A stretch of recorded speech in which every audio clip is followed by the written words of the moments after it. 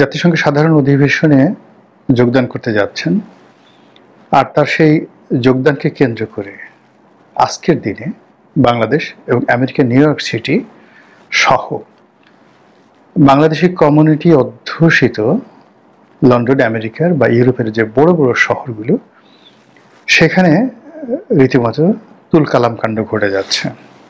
এই ভিডিওটি যখন করছি তখন এক ফাঁকে সোশ্যাল মিডিয়াতে দেখে এলাম যে ডক্টর মোহাম্মদ ইউনূসকে রিসিভ করার জন্য বিএনপির কিছু নেতাকর্মী এবং কিছু সোশ্যাল অ্যাক্টিভিস্ট, যারা মূলত ডক্টর মোহাম্মদ ইউনূসকে সমর্থন করেন, তারা এয়ারপোর্টে গেছেন এবং তারা এয়ারপোর্টে গিয়ে নিজেদের নিরাপত্তার জন্য ডক্টর মোহাম্মদ ইউনূসকে প্রোটোকল দেওয়ার জন্য সবাই পুলিশকে ফোন করছেন, ঘন ঘন পুলিশকে ফোন করছেন।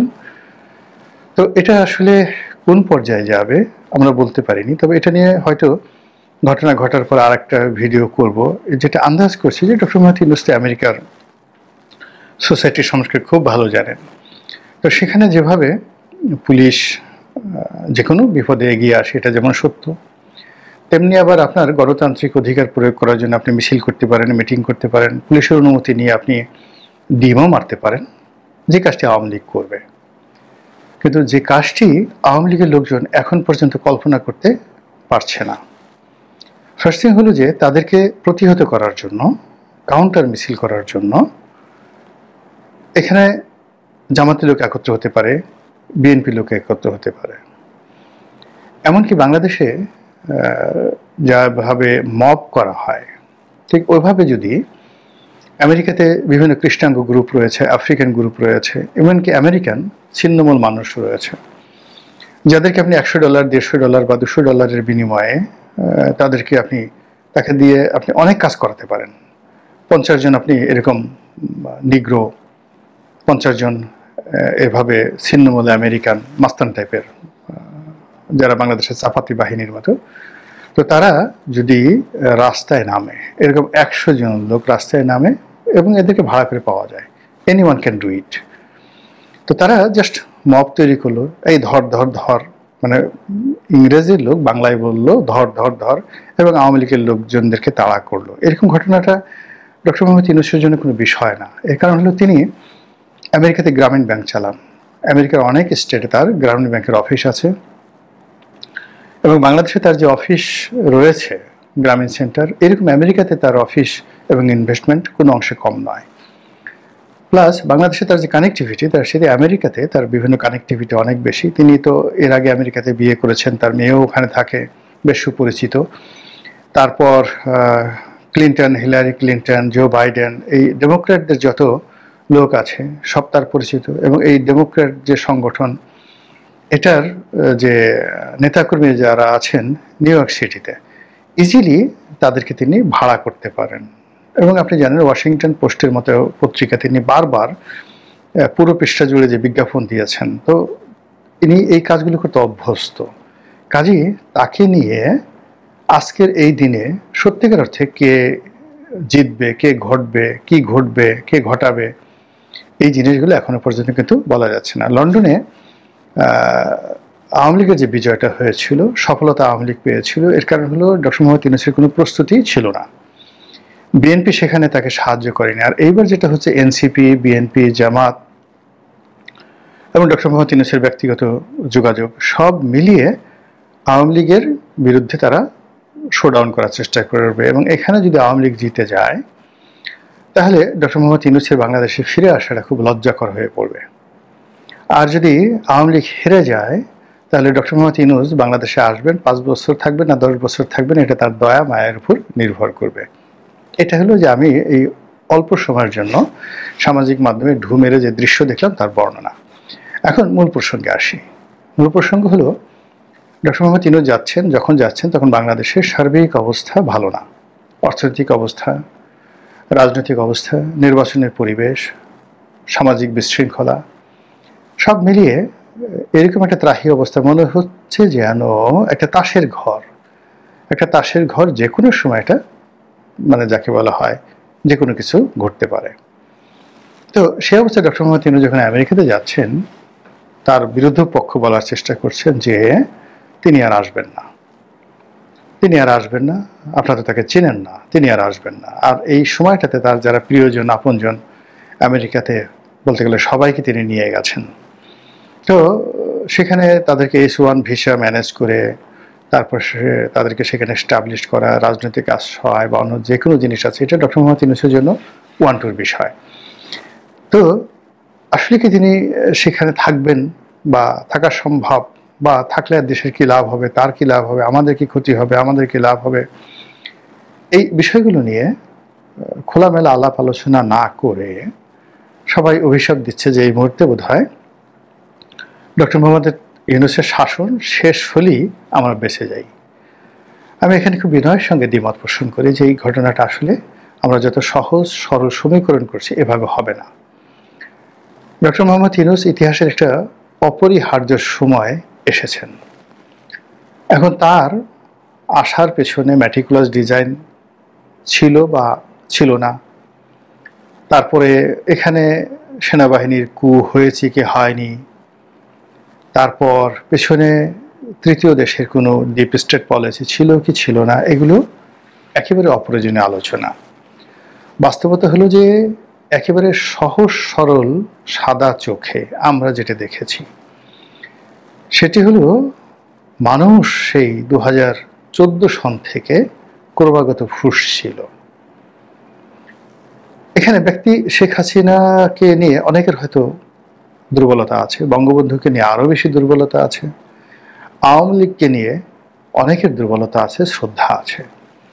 কিন্তু বাস্তবতা হলো যে শেখ হাসিনার শাসনে যে সকল অলিগার তৈরি হয়েছিল, যে সকল মাফিয়া তৈরি হয়েছিল এবং যে সকল সিন্ডিকেট তৈরি হয়েছিল প্রশাসনে, বিচার বিভাগে, আইন অঙ্গনে, ব্যবসা বাণিজ্যে, পথে ঘাটে মাঠে, তারা মানুষের জীবনকে জাহান্নাম বানিয়ে ফেলেছিল।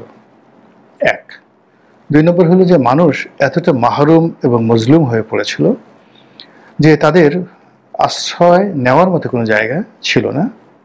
যদি এখন সেটা আরও খারাপ অবস্থা হয়েছে, তবু সেই সময়ের ঘটনা মনে করুন যে আশ্রয় নেওয়ার মতো কোনো জায়গা ছিল না। ছাত্রলীগের চাপাতি বাহিনী আপনাকে ধাওয়া করেছে, ওসি প্রদীপ আপনাকে ধাওয়া করেছে, সালমান এফ রহমান আপনার সম্পত্তির উপর, আপনার স্ত্রী কন্যার উপর হাত দিয়েছে, কিংবা ডিজিএফআই, শেখ হাসিনার ডিজিএফআই, শেখ হাসিনার এনএসআই, শেখ হাসিনার ডিবি, তারা আপনাকে টার্গেট করেছে। ওই মুহূর্তে আপনি সান্ত্বনার জন্য জিকির করতে পারেন, আজকার করতে পারেন, আল্লাহর কাছে কান্নাকাটি করতে পারেন, কিন্তু এই জমিনে, বাংলার জমিনে, মানে পৃথিবীর কোথাও, এই বাংলাদেশে বসে পৃথিবীর কোনো শক্তি ছিল না শেখ হাসিনা সেই সিন্ডিকেটের বিরুদ্ধে একটা টু শব্দ করে। বোঝার চেষ্টা করুন, বাংলাদেশে আমেরিকার রাষ্ট্রদূত মার্শাল বার্নিকাট বুম বদিউল আলম মজুমদার সাহেবের বাসায় গেছে, তার গাড়ি ভেঙে দেওয়া হয়েছে। মায়ের ডাক নামক একটি প্রতিষ্ঠানের অনুষ্ঠানে গেছেন পিটার ডিহাস, আমেরিকান রাষ্ট্রদূত, তাকে অপমান করা হয়েছে এবং শেষমেশ তাকে ধাওয়া দেওয়া হয়েছে এবং তিনি প্রাণ ভয়ে সেখান থেকে পররাষ্ট্র মন্ত্রণালয়ে এসে আশ্রয় নিয়েছেন।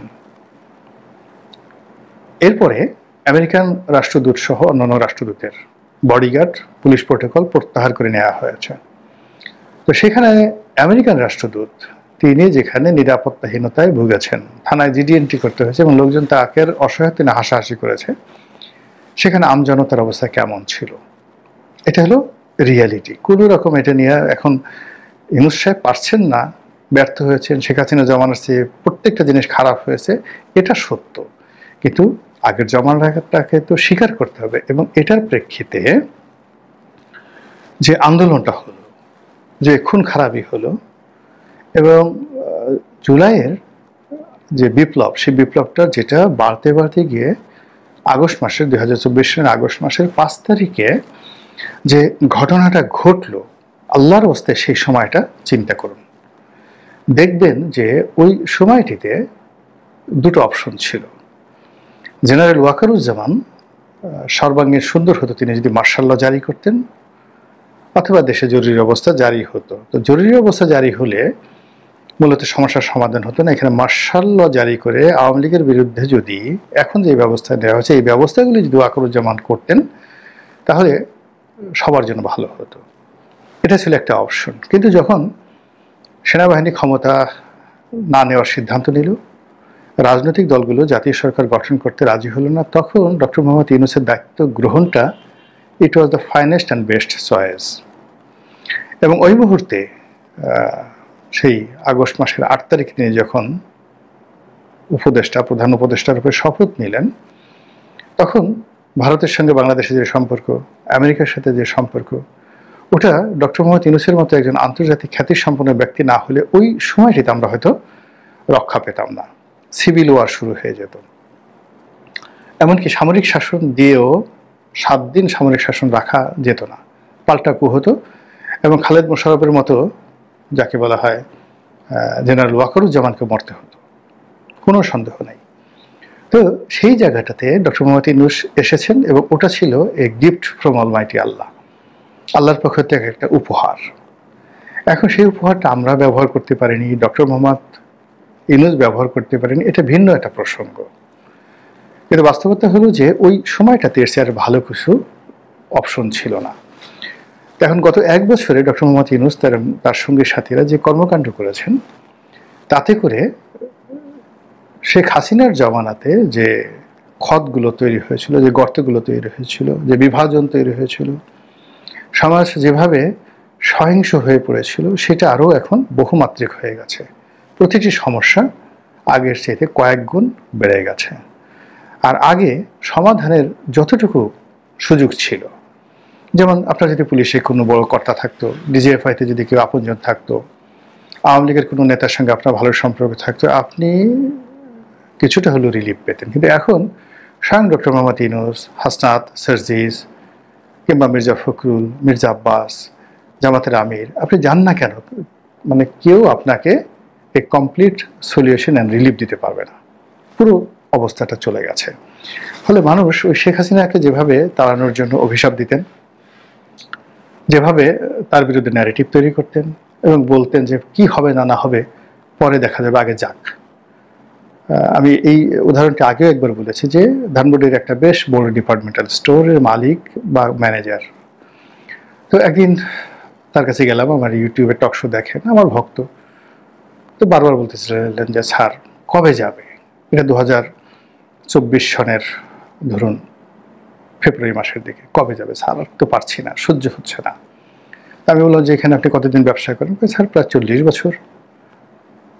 তো আমি বললাম যে আপনার এই দেখবেন যে শেখ হাসিনা যদি চলে যায়, এমন অবস্থা তৈরি করেছে আপনার এই দোকান লুট হয়ে যাবে, আপনি এখানে বসতে পারবেন না, আর দোকান যদি লুট নাও হয় বেচাকেনা বন্ধ হয়ে যাবে এবং আপনি যে সকল লাক্সারি আইটেম বিক্রি করেন একটাও বিক্রি করতে পারবেন না। তো বলে যে যাক স্যার, এই দোকান পুড়ে যাক, জ্বলে পুড়ে ছারখার হয়ে যাক, কিন্তু শেখ হাসিনা চলে যাক। যাই হোক, সেই একই মানুষ মাস 6 আগে তার সঙ্গে দেখা হলো, দোকানে বসে আছেন কর্মচারী সহ, কোনো বেচা কেনা নাই, মুখ গম্ভীর। আমি বললাম যে কি ব্যাপার? স্যার আর পারছি না। আমি বললাম যে কেন, আপনি তো বলেছিলেন যে এই অবস্থা। তো বলে স্যার তখনের জন্য সেটা বলেছিলাম, কিন্তু এখন যে অবস্থা তৈরি হবে এটা তো কল্পনার মধ্যে ছিল না, এখন তো আরো খারাপ অবস্থা। ফলে কি হলো, শেখ হাসিনার জমানাতে সে আশা করেছিল তার দোকানটা যদি জ্বালিয়ে পুড়িয়ে ছারখার করে দেওয়া হয় তবু শেখ হাসিনা চলে যায়। তো ওই যদি তার মন মানসিকতা হয়, তাহলে এখন পরিবর্তিত অবস্থাতে সেই ভদ্রলোক কি চিন্তা করছেন যে যে কোনো মূল্যে ডক্টর মোহাম্মদ ইউনূস চলে যাক। এইভাবে দেশের লক্ষ লক্ষ কোটি কোটি মানুষ এই ন্যারেটিভ কিন্তু তৈরি করে ফেলেছে। এখন তিনি চলে গেলে সামরিক শাসন আসবে, নির্বাচনে জাতীয় সরকার হবে নির্বাচন করার জন্য, তত্ত্বাবধায়ক সরকার হবে না কি হবে, ডাজ নট ম্যাটার। মানুষ এত কিছু চিন্তা করছে না। আমাদের দেশের মানুষ হঠাৎ করে যেভাবে উত্তেজিত হয়, তিনি চলে যাক। কিন্তু তিনি যদি চলে যান, সত্যিকার অর্থে তিনি যদি না আসেন, তাহলে বাংলাদেশে যে ভয়ানক একটা পরিস্থিতি তৈরি হবে, যেটি 1000 বছরে আপনি এইরকম ইতিহাস খুঁজে পাবেন না। কাজেই আমি অন্তঃস্থল থেকে আমি মনে করি যে ডক্টর মোহাম্মদ ইউনূসের প্রত্যাবর্তন অবশ্যম্ভাবী, তার ফিরে আসতে তাকে হবেই, এবং আল্লাহ যেন তাকে ফিরে আনেন, এই জন্য দোয়া করছি। বলা যায় না মানুষ কার কি মনে আছে, বলা যায় না। দ্বিতীয়ত হলো যে তার যে ট্রানজিশনটা, সেটা অন্তর্বর্তী থেকে তত্ত্বাবধায়ক হোক বা তিনি নির্বাচন অনুষ্ঠান করে যারা নির্বাচিত হলেন তাদের হাতে ক্ষমতা দেন, এই পুরো জিনিসটা যেন শান্তিপূর্ণ হয়। আদারওয়াইজ যে বিশৃঙ্খলাটা তৈরি হবে, অর্থাৎ ওনার যদি অশান্তিময় বিদায় হয় এবং পরিবেশ পরিস্থিতি যদি নিয়ন্ত্রণের বাইরে চলে যায়, সেটা যে কোনো ফর্মে হোক না কেন, এটা অতীতের যে ক্ষয়ক্ষতি, শেখ হাসিনা জমানাতে হয়েছে, এরশাদের জমানাতে হয়েছে, 2006-তে হয়েছে, আপনি খেয়াল করুন 75-এর 15 আগস্ট বঙ্গবন্ধুর হত্যাকাণ্ডের পরে সারা বাংলাদেশ যাকে বলা হয় স্তব্ধ হয়ে গেছিল, কিন্তু রাজনৈতিক প্রতিহিংসা ক্ষয়ক্ষতির পরিমাণটা কিন্তু ছিল না। একটা ঘৃণা ছিল, কিন্তু এখন যেভাবে হচ্ছে তার 1000 ভাগের 1 ভাগ ছিল না। সত্তার সাহেবের পতনের পরে এরশাদ সাহেব ক্ষমতা এলেন, মার্শাল ল দিলেন, ক্ষয়ক্ষতির কথা চিন্তা করেন এখনকার তুলনায় এটা নস্যি, কিন্তু 75-এর তুলনায় বেশি ছিল। আওয়ামী লীগের উপর, মানে বিএনপির উপর, নেতাকর্মীদের উপর অনেক জুলুম অত্যাচার হয়েছে।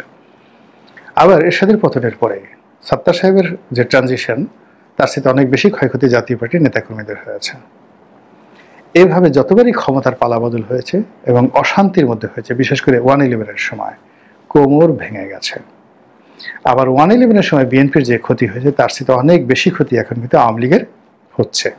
তো কাজেই একটা অনিয়মতান্ত্রিক অশান্তির মধ্যে যদি ডক্টর মোহাম্মদ ইউনূসের পতন হয় বা তিনি যদি না আসেন, একটা ভ্যাকুম তৈরি হয়, তাহলে এই যে আগস্ট মাসের 5 তারিখে শেখ হাসিনা চলে যাওয়ার পর যে পরিস্থিতি তৈরি হয়েছে, তার সাথে ভয়ঙ্কর ভয়ঙ্কর মহাভয়ঙ্কর আউট অফ আওয়ার ইমাজিনেশন এরকম পরিস্থিতি তৈরি হবে, যেটা একজন নাগরিক হিসেবে আমি কখনো